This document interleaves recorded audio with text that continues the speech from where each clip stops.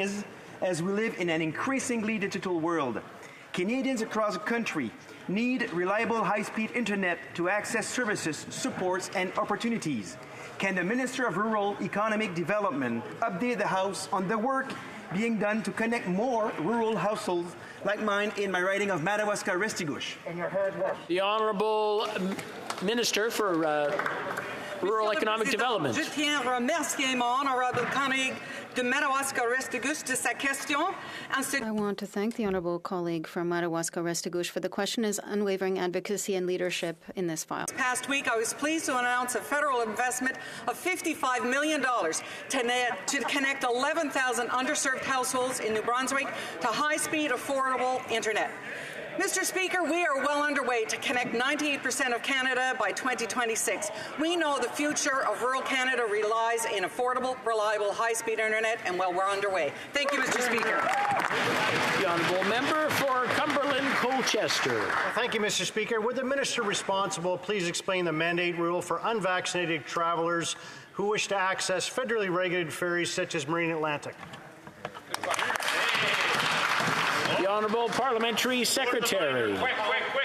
Thank you, Mr. Speaker. I am proud to stand up and answer the question from my colleague, who has been great to collaborate with on the Health Committee.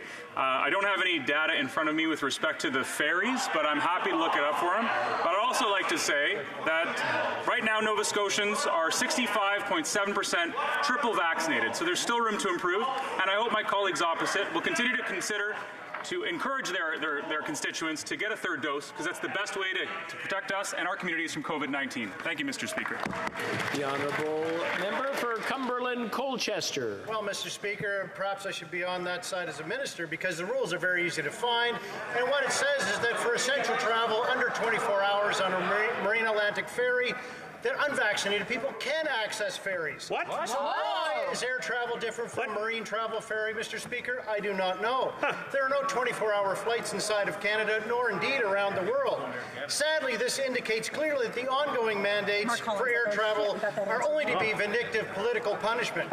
When will this Prime Minister allow Canadians to return to pre-pandemic normal? Why the Honourable Parliamentary Secretary. Thank you, Mr. Speaker. As my colleague knows, the travel vaccine mandates have been changing over the last 7 or 8 months. They change regularly. They're constantly reviewed, and they are all subject to looking at the various considerations. But I have to say, Mr. Speaker, in the last month alone, 1,700 Canadians died from COVID-19. It's important to recognize that as much as we want COVID-19 to be over, it's not just there yet. The Honourable Member.